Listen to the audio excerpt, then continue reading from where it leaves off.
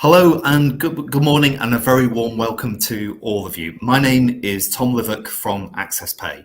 Today's webinar is focused on the legal sector, and specifically we're looking at payment processing for office or client payments. I'm absolutely delighted to be joined by Chris Middleton, a consultant for Brown Jacobson. Chris, would you like to introduce yourself? Good morning everyone, and thanks for inviting me to join you today, Tom. I'm Chris Middleton, I'm a freelance consultant and I'm currently working with Brown Jacobson. I began my career as an IT developer. I now work in project management, IT service management, and more relevant to today's discussion, I have a particular interest in payment systems. I've worked across a variety of industries, including more than 30 years on and off in financial services, and in the past 8 years I've done some work in the legal sector. A lot of my roles have had a focus on payments and bank integration, and my job often involves acting as a translator between finance, IT, and external suppliers.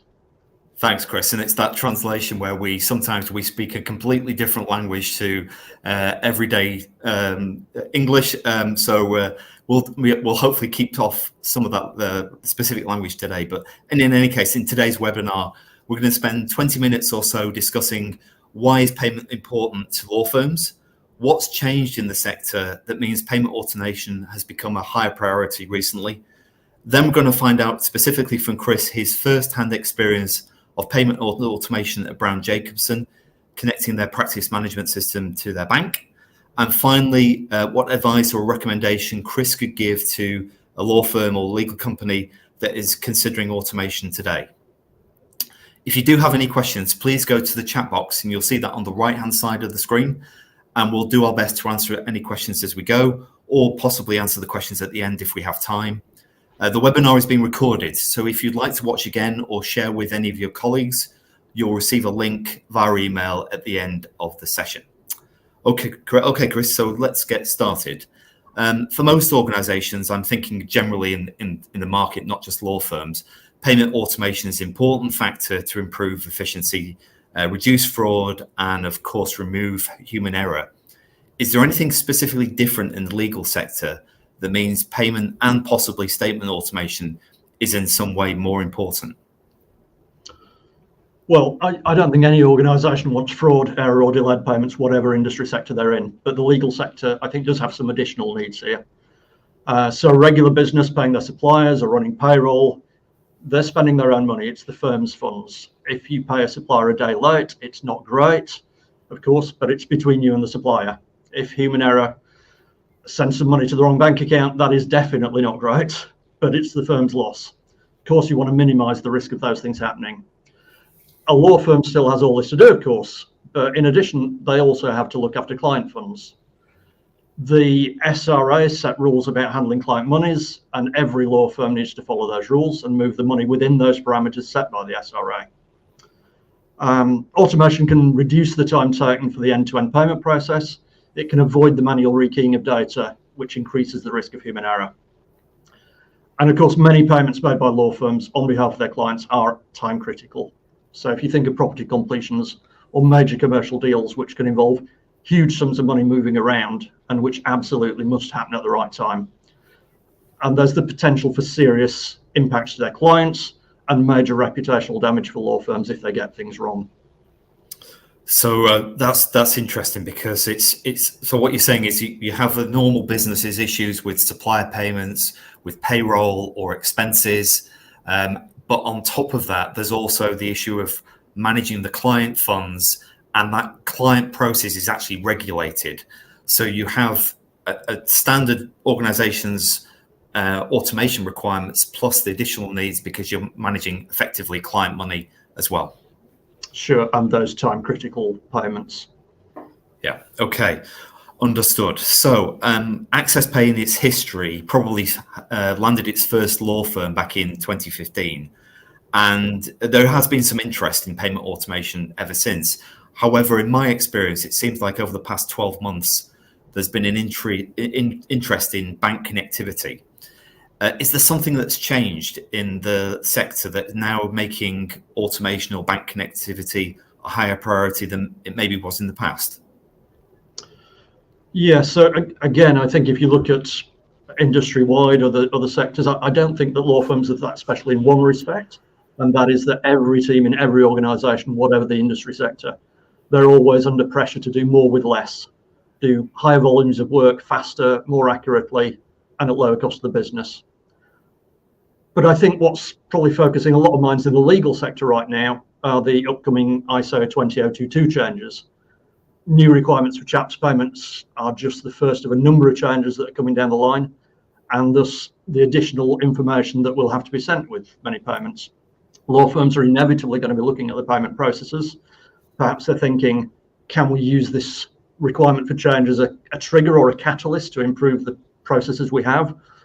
Or may even be thinking, we're not actually really sure how this will impact us and how to collect and get this new data to the bank. Yeah, so that's interesting, isn't it? Because there's the standard pressures of doing, as you say, doing more with less. So how can we make our process more efficient?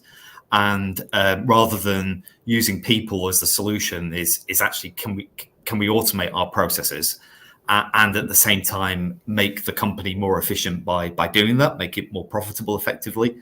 But then there's the additional impact of ISO as well, and specifically for the law firms on CHAPS payments, as you mentioned. And I've seen this as well. And AccessPay has been focusing a lot on what the Bank of England is focusing on in terms of changes to property payments and CHAPS property payments in particular, and the new ISO format. I believe the initial deadline was November 2024, and this is now being relaxed to May 2025 by the Bank of England. Chris, what's the impact of ISO on Brown Jacobson?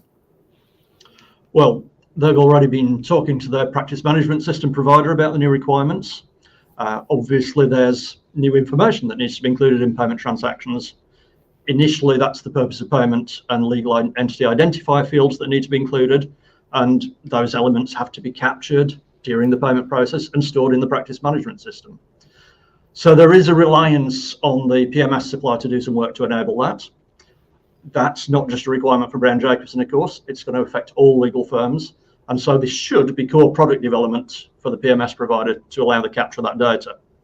And once in the system, it can be very easily added to the payment files that the system creates. Because the technical requirements of building the bank-ready XML files will be taken care of by someone else, because Brown Jacobson have outsourced that problem, they're free to concentrate on the process changes that are needed out in the wider legal side of the business, how the additional data is going to be captured for input into the PMS system. Now, the date moving back from November this year to May next year is hopefully neither here nor there, provided that the required PMS changes are done. The plan at Brown Jacobson is to be ready for the original November date, having embedded the new requirements into the business as usual process and tested the whole thing end to end. Yeah, that's great that actually you've had the foresight to think, although the date's been relaxed and it's now May 2025 is the new date from the Bank of England for these CHAPS property payments. It's great that you've built that contingency into your plan, so you have some, I guess, some breathing space there just in case there was an issue either with your PMS provider or with something else along the way. If you work to a deadline, you tend to work to that deadline, as you know. So hopefully we built in some wriggle room there. Great. Yeah, it looks like we've got a question from the audience. So it says that ISO 20022, what happens come May 2025 if we submit a payment and it doesn't include the information for the CHAPS process? So if I answer that firstly, Chris, if that's okay, and then please follow up. So my understanding is if that payment file doesn't include those the legal entity identifier and the purpose of payment code, effectively the payment is going to fail with the bank. And so effectively, rather than it going through and the file, the payment being processed and being settled, the bank's going to reject that payment because it doesn't have the correct fields populated for purpose of payment code and legal entity identifier. Chris, anything else to add to that?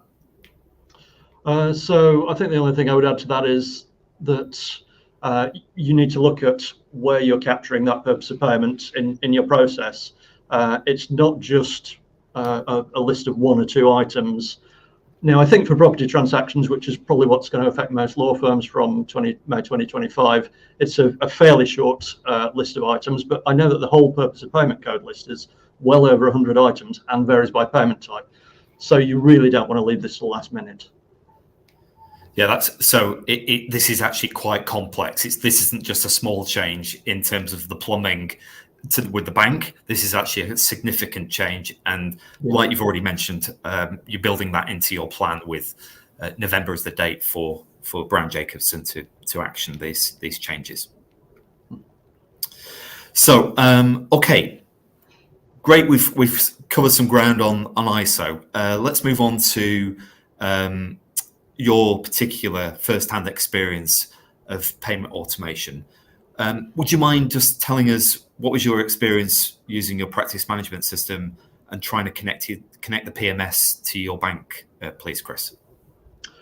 So Brown Jacobson had already automated back payments using a bank-specific solution. But a number of years ago, they also decided to automate their client payments using CHAPS and faster payments. And they took a direct host-to-host connection from Brown Jacobson directly to the bank, which was great, but that meant that they had to build bank-ready files themselves. And I did work on this, and what I would say is, while it's possible, having done it, I would not recommend it. A law firm's core business is obviously selling law, and you need your finance team to do billing and client payments and what have you. You need your IT system to support you selling law. Using a lot of IT and finance resource to map out and build very, very complex, very large, very fiddly data files is probably not the best use of resources. What we found was even after go live, there were some changes and tweaks needed to the reference fields, because the way that CHAPS handles the reference data isn't the same way as faster payments handles it. There is no test environment at the bank. It is very difficult to test these kinds of things. So that meant a few minor niggles only became obvious once we sent the first payments. Not a huge thing. The payments did work, but they did need some tweaks. It worked in the end, but getting there was a little bit of a nightmare.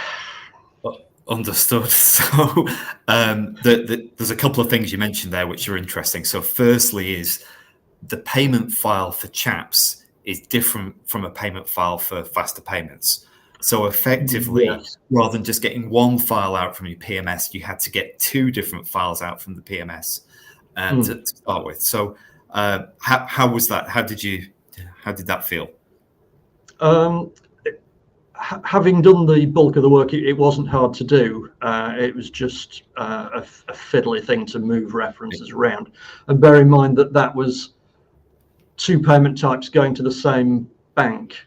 Now, what I also know is that every bank is different as well. So if you're doing this yourself and you have multiple banks that you use, that can be an even bigger job to work out the individual needs of each one. Yeah, understood. So it looks like we've got another question from the audience. So thank you for that. Says Chris, if you continue today with your homegrown solution, what situation? What would you be? Where would your situation be today? Well, obviously, Brown Jacobson would have been in the position of having to understand the new XML data structures for ISO 20022, and in the position of having to rebuild their file output. Now, we've obviously touched on this already, but I should point out it's not just a case of adding a little bit of extra data to the bank files. The whole messaging format between yourself and the bank is changing. What we know as the MT format, if we're going back to using jargon and not speaking English again, is changing to the MX format. And that means that much more complex files are required by the bank. I've heard talk of sort of 4 times the size of data file to achieve the same payment result. Now, Brown Jacobson have in effect outsource that part of the problem to a third party. That means that they're able to concentrate on looking at the new data requirements, such as purpose of payment code and legal entity identifier. It's a question of how you embed the collection of that collection and entry of that data into a wider business process, and making sure that it's consistent and accurate. And of course, that is only the first stage. Further down the line, we're going to have the requirement for structured address data and structured remittance data coming the year after in 2026. And structured address data is notoriously difficult in the UK. There's not a standard address format like some other countries. So Brown Jacobson can now look at the business and PMS system requirements to collect and store that data and not worry about the back-end process. Understood. So really moving on now to you've answered this question already in just that last response is, so you actually built your own system and then decided actually you needed to use some bank integration software. And so effectively you decided that you needed an integration service like AccessPay to connect your practice management system to the bank. So what was the background? What was the background to that? What actually happened in terms of the service? Well, for Brown Jacobson, the trigger was that the firm was implementing a new practice management system, and this meant that they had a choice of basically repeating the process of building bank-ready files natively in-house or finding a better solution. Now, in between putting in the original host-to-host connection and doing the chats and faster payments in-house, Brown Jacobson had moved their BACS submissions to what at the time was quite a young AccessPay. That was bank agnostic. It allowed a very simple integration with the old PMS. And when the firm came to replace its PMS, it was clear that AccessPay had the ability to take a very, very simple output file containing just the essential data and to take care of all the detail of preparing a bank-ready file out of our hands. As I've already mentioned, building those files is not something you really want to spend a lot of time on. AccessPay knew the quirks, such as the subtly different requirements for different payment types. AccessPay's implementation team had a good relationship with the right people at the bank, and in the end, the implementation was done in weeks rather than months, much quicker and a whole lot less painful than the original in-house solution. Using AccessPay also meant that they were future-proofing the process. Changes in future so much simpler. Any new data, such as the requirements for ISO 20022, could just be added into those very simple data files, a few extra fields. AccessPay could take care of the complicated bits behind the scenes. And I will just add that the AccessPay user interface also allows the cashiers team full visibility of every payment from the point that it's imported to AccessPay, it's validated, it's delivered to the bank, and then alerting the firm to any warnings or errors. And that visibility just wasn't available before. Once the payment had left the PMS, it was a case of logging onto the bank's portal to see if it had been processed. So I guess distilling that down into a few points, the development time was minimal, allowing the IT teams to concentrate on the main system implementation for the new PMS. And in finance, the cashiers team ended up with a much better solution than they had before. Yeah, no, that's really interesting point. The fact that you went down the route of building it yourself, and then one of the key, although actually the connection part is obviously key to automation and moving to an integrated service. The part that you mentioned that really piqued my interest was the fact that you said that about the user interface, and it's maybe not as obvious when you go to start down this route of connecting your PMS to your banks, that actually without the user interface, the only option of finding what's the status of those payments is then to actually have to log back into the bank portal. So one of the whole reasons of going with automation, of not having to log into bank portals, means that then actually you don't have that user interface. You don't know what the status is of those payments. And so you're still having to log into bank portals, even though you've automated the delivery of the payment file, at least part. Yeah, great, thank you. So it looks like we have another question. Thank you for that. Interesting. So looks like somebody in the audience has got a case management system or a practice management system that doesn't generate a payment file. What options are available to us? Chris, do you mind if I answer this to start with and then pass over to you? So Sure. I've come across this a few times, and maybe not with the standard practice management systems, the usual suspects, but some of them at least don't generate a payment file.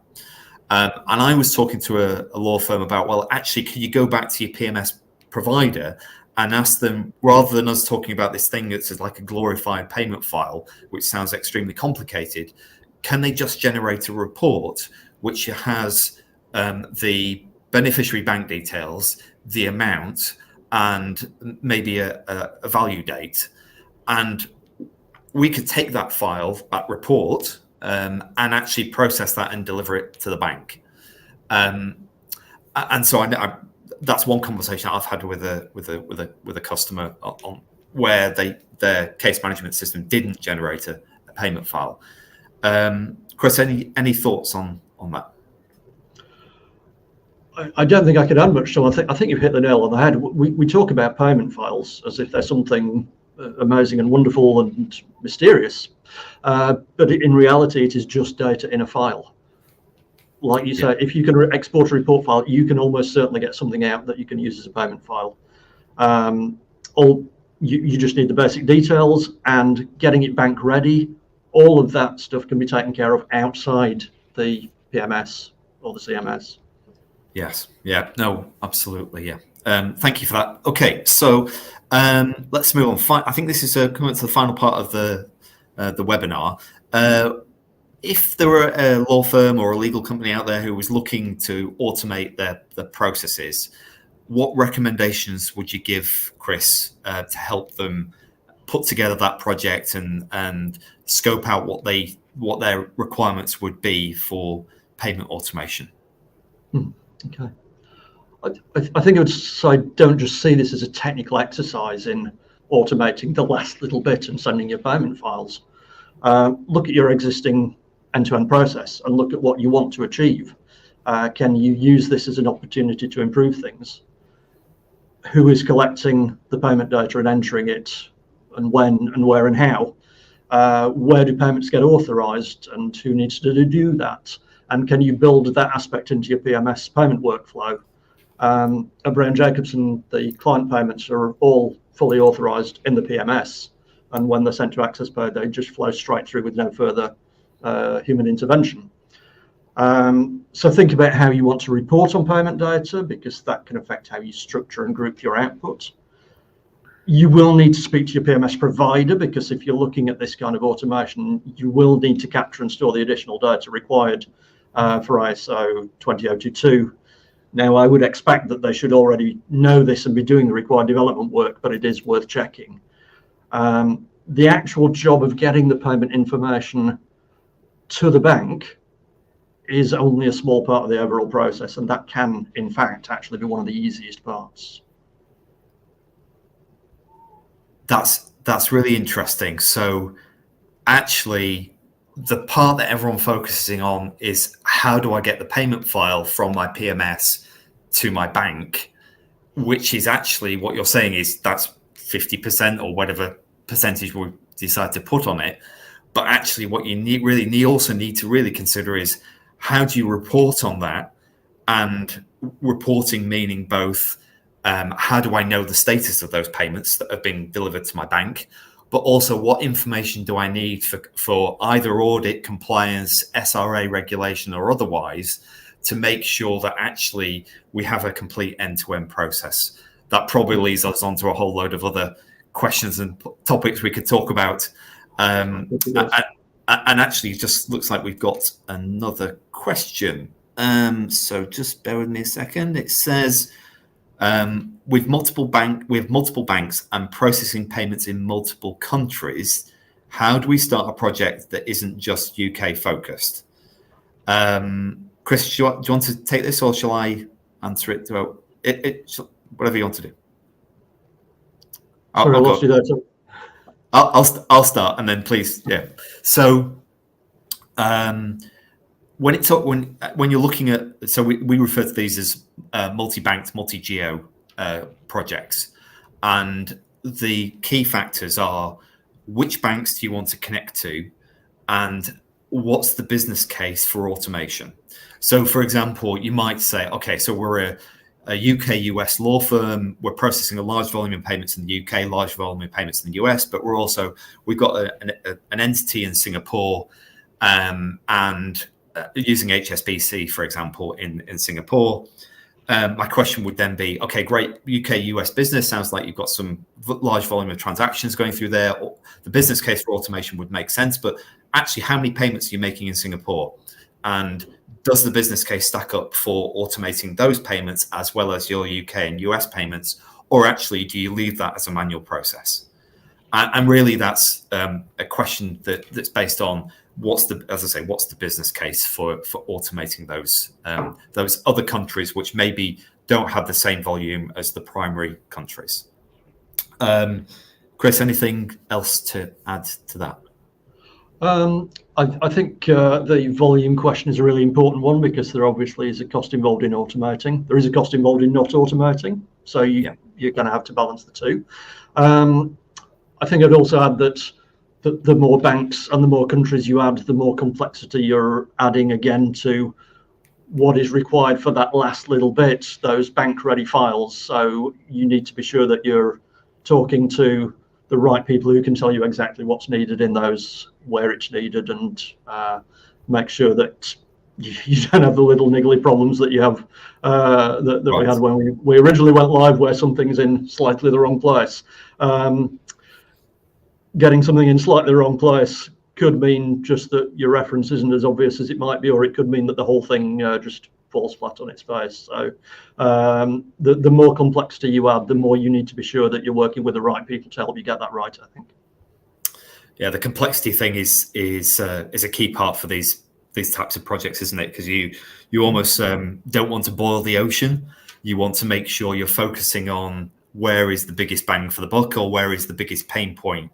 It may not just be about efficiency. It might be security or human error or something else that is the reason for the automation. So thanks, Chris. That's great. I think we're now moving to the final part of the webinar, and hopefully we've summarized why payment automation in the legal space is becoming a high priority project, maybe than it was a few years ago. Not just doing more for less, but also the impact of ISO. There's a banner here down at the bottom which talks about the ISO deadline. And if there's anybody interested in following up on the ISO conversation that Chris and I have had, then please go to the assessment link. You'll receive an email from AccessPay following this session. Please go to the ISO readiness assessment and you can complete that. That's free of charge. We're obviously not charging for that. And also how you can automate your processes, and specifically any recommendations for implementing bank connectivity from your practice management system. Chris was talking about not just getting the payment file out to the bank, but how do you report on that in terms of my status of those payments, but also how do I report on that from an audit and compliance point of view? So all those things are clearly important. I just wanted to, Chris, thank you for all your time, your advice, guidance, and recommendations on today's webinar. It's very gratefully received. And thank you for the audience for your time and questions. We look forward to seeing you all again very soon. Thanks for inviting me, Tom. I've really enjoyed the chat, and I hope people have found it useful. Thanks, Chris.